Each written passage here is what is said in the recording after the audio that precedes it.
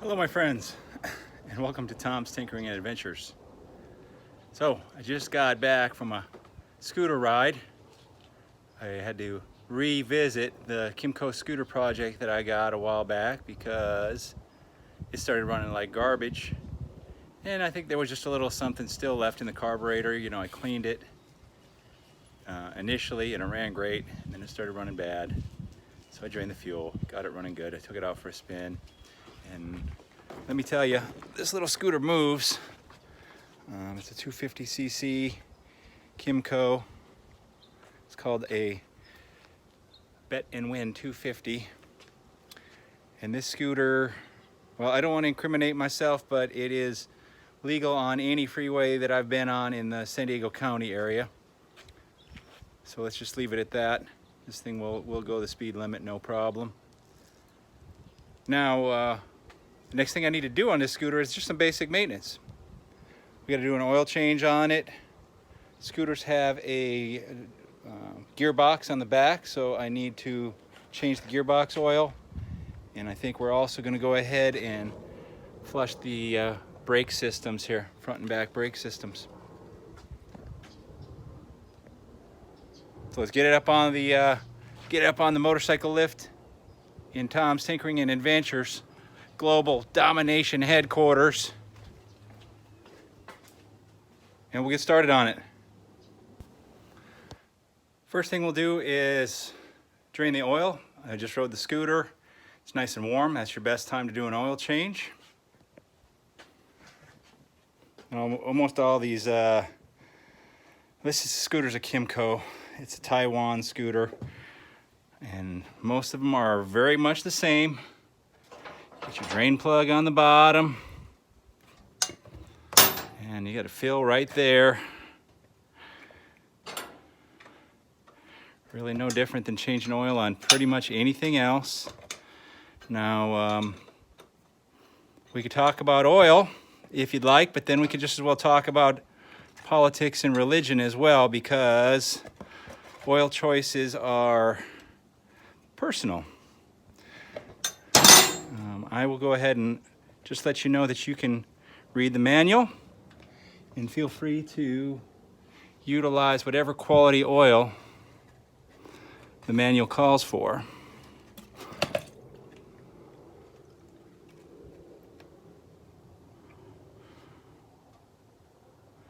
I will let you know what kind of oil I use. I do not get paid to use any type of an oil, and I make my own personal choices. And if you'd like to use what I use, that's fine. If you'd like to use what you like, please feel free.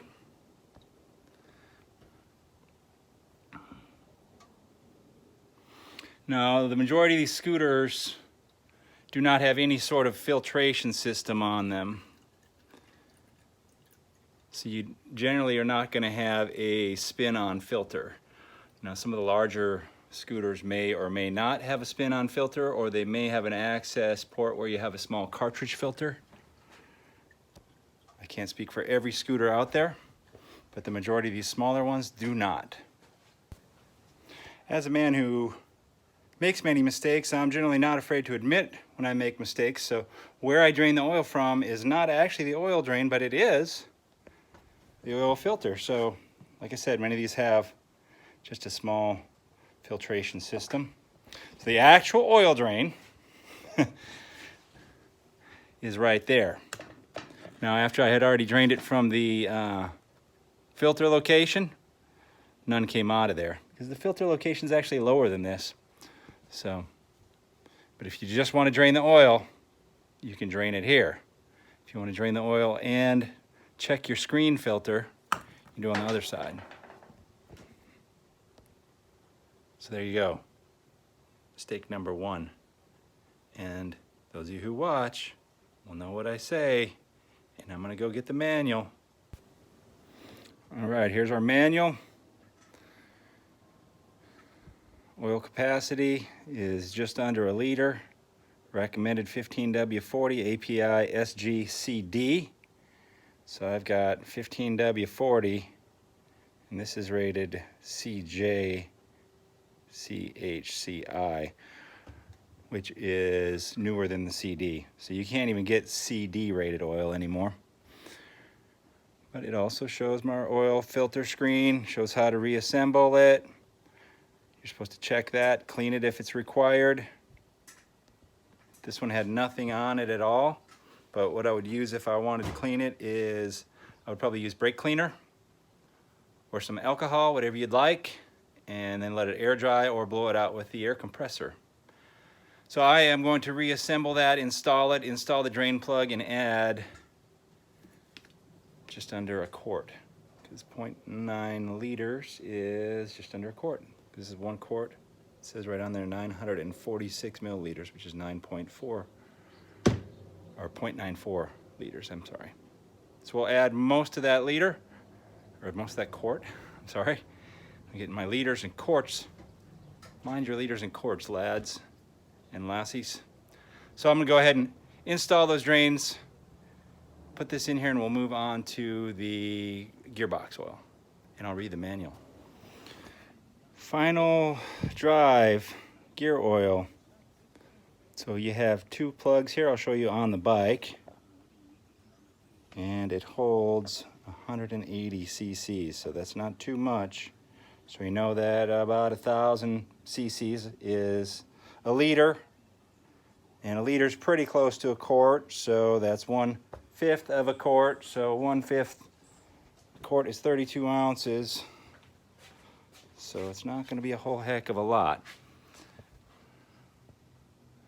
Here is the fill, and here is the drain. We'll get a bucket set up under here. I'm going to remove this cover as well because I want to check the drive belt. So we're going to do all that.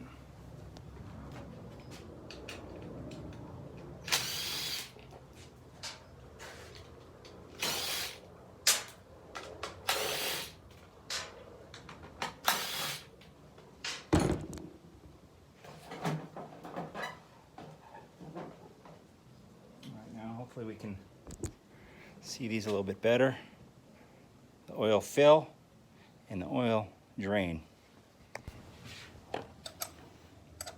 Has anyone worked out that math yet for me here on what 200 cc's or 200 milliliters is?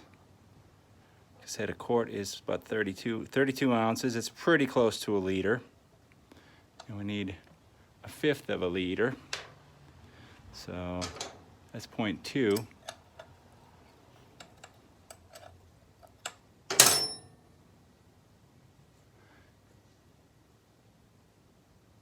Should be about 5 or 6 ounces.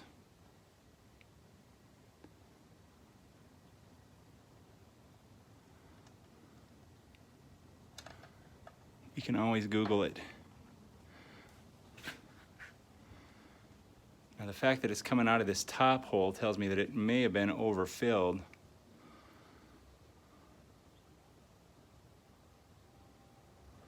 We'll let that drain. I'll go over and do some math, and we'll measure up some fluid and we'll be ready to go. My math wasn't too far off. We're right at about 6 ounces for 180 milliliters. Now the trick is, this is the fill port. It might be kind of hard for you to see from here, but there's no easy way to get into that. Now there's several things you can do. They sell little pumps, or you could run a small tiny hose into there. I've already measured out just a little bit more than we need. And I used to have a really nice tool for doing this, but I loaned it out, as I tend to do with some of my stuff, and it doesn't always make it back. But what I do have is a very similar tool, and that is a Thanksgiving turkey injector here, Cajun injector. I get these when we do turkeys. Sometimes you can inject butter and that sort of stuff in them. So they always get these when you buy the marinade. Well, you know, I've got several of these laying around. Ideally, I would have a very large syringe. That's the tool that I'm talking about. I had a very big syringe, and you can purchase those at all kinds of different places. One that would hold my 180 milliliters. Well, this one holds an ounce, 1 ounce. So we're just going to go ahead and, let me move this over here. We're going to take 1 ounce of this fluid into here.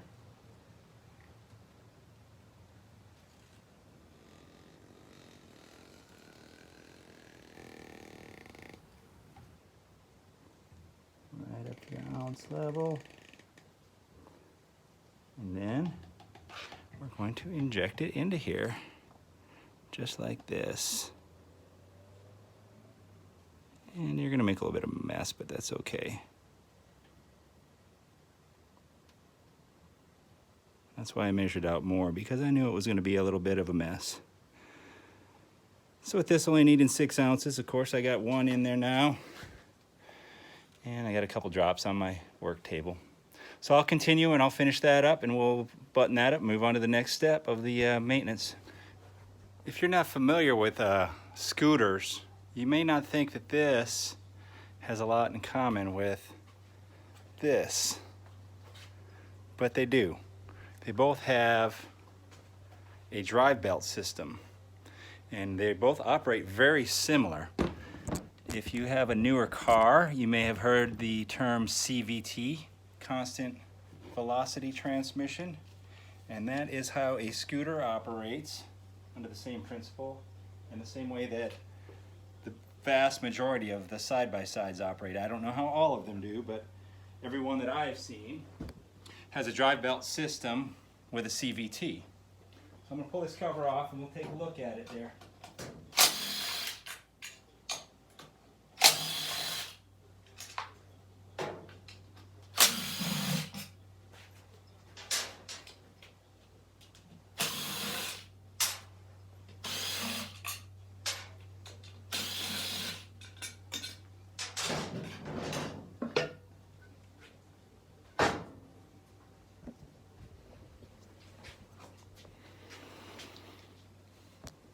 So here's our drive belt and the entire clutch assembly, variator. I'll have to look in the manual to make sure I'm calling these things the exact correct thing.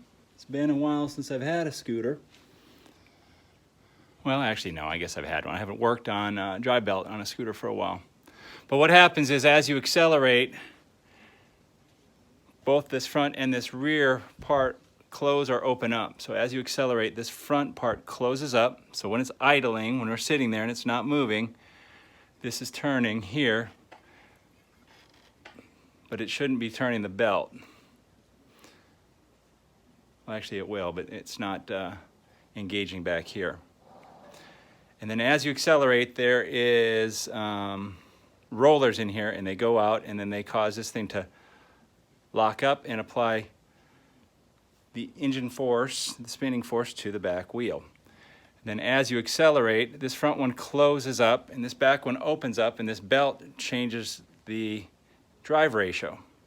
So it's just like switching gears on a mountain bike or a road bike. You know, you go to a smaller gear in the back or a bigger gear in the front and it changes your drive ratio. So let's go ahead and look at this manual. And we'll make sure we're calling these items the right items. And here's our drive belt. Just says to remove it, inspect it for cracks, and replace it if you need to. And the only other thing it says to check in here is to check the clutch shoes. So since we're discussing it, I'm going to pull that up and I'll give you an idea of how it looks, at least in the manual. And like I was saying over on the bike, I wasn't sure, it's been a while since I've taken one of these apart, but the front drive pulley is the one that has the ramped rollers. You can see them right there. So if I was to take one of these apart, that thing is shaped at an angle like this, and those rollers sit in the bottom, and then as you accelerate, those move up. And it operates this entire thing, and it opens that, closes it. And then on the back you have a driven pulley that has like clutch linings inside of it. So as you accelerate, that thing opens up and applies force and drives you forward. So I kind of was explaining it incorrectly back there, but surprisingly enough, the exact same system is in the Yamaha Rhino and pretty much any of the other side-by-sides. Same system, a little bit bigger belt, but they have rollers, they have the clutches, it's the same deal. So as for our inspection, this belt looks good. Nothing I see back here is concerning to me. I could take this apart on the front. You're supposed to check those rollers, but it's operating fine, so I'm not going to take that apart. So next thing on our maintenance agenda, we'll drop this thing down and we will flush and bleed the front and back brakes. Since this is a scooter, it has front and back brakes on the handles. A motorcycle, of course, this will be your clutch, but this is your back brake on a scooter, on the majority of scooters. In order to get to the master cylinder caps here, I'm going to have to remove the windshield and the windshield mounting brackets, and it looks like for both sides it's going to be this 17mm bolt here. So I'm going to get that off and we'll come back to you. If you've ever worked on your own motorcycles, you'll know that these caps, these screws in these caps especially, are one of the common ones that are hard to get out. I've discussed this before. Japanese vehicles use a different Phillips tip. This is your standard Phillips screwdriver. Whereas on Japanese vehicles, it looks the same, but it's called JIS, Japanese Industrial Standard. So your best way to prevent these from stripping out is, number one, to use a JIS screwdriver or a JIS tip. And your next best bet is, sorry about that, when you're going to start these things, do not just take a screwdriver and try to take them out. Anytime I haven't removed one of these and I'm uncertain on it, I always will go straight to my speed handle with a nice sharp JIS tip. Let me see if we can set this up so we can see this. There we go.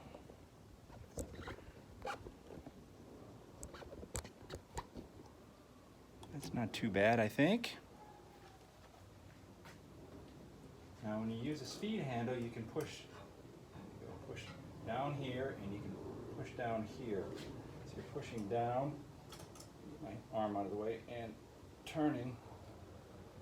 And once it starts coming loose, then you can put your screwdriver, regular screwdriver, in there. Of course, JIS tip is going to be the best way to do it.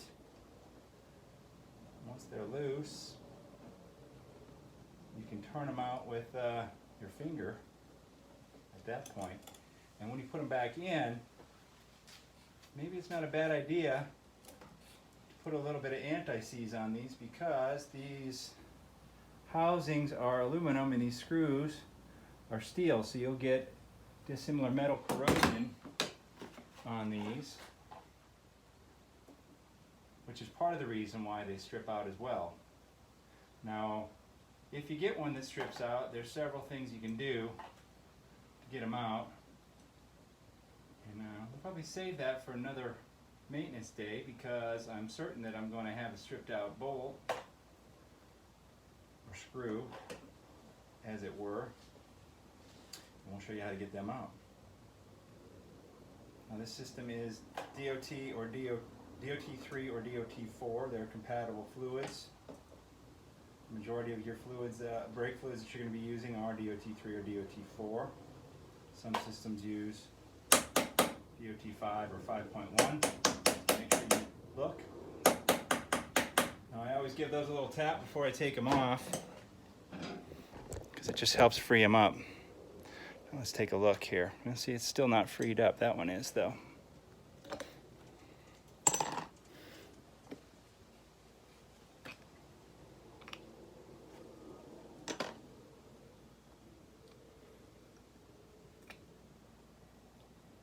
You see that fluid in there? How dark that is? Yeah, brake fluid is supposed to be clear. So what I do is I have another one of those awesome turkey basters that has a little hose attached to it. So I will put that in here. Oh wow, look at this. See that crud that's all in there? Can you see that right there? So I will take my turkey baster and remove that out of there, and then we'll clean that all up, we'll fill this with fresh fluid, and then we will flush it out, just like bleeding brakes. So right through the bleed port here. I put a rag around this area because this brake fluid is not good for paint.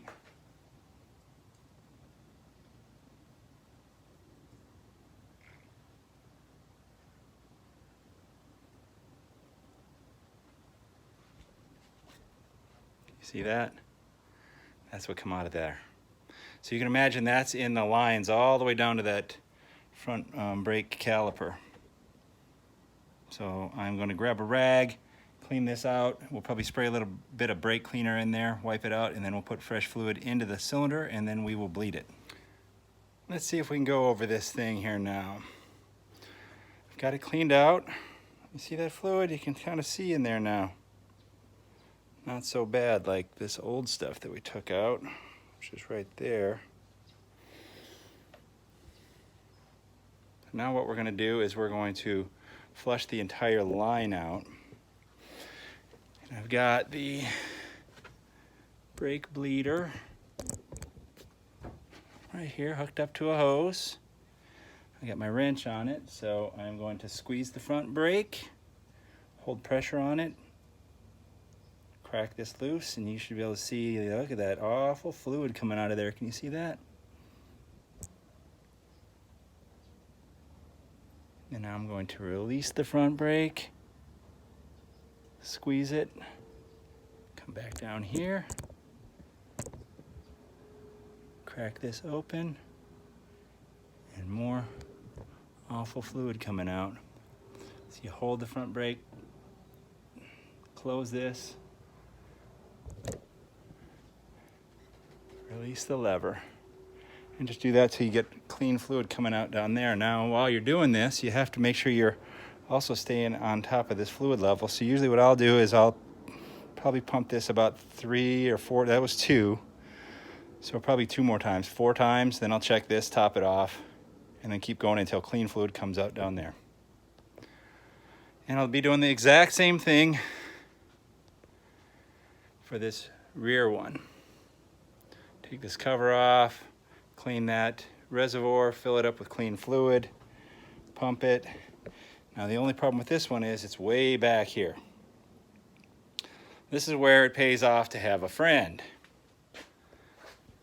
I don't have any friends today.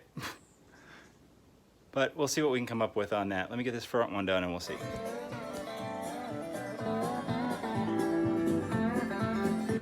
Yeah, eastbound and down. Thank you, Burt Reynolds. Rest in peace. So for the back brake, I was able to do a little bit of contortionism and reach my right hand up here and reach all the way across here.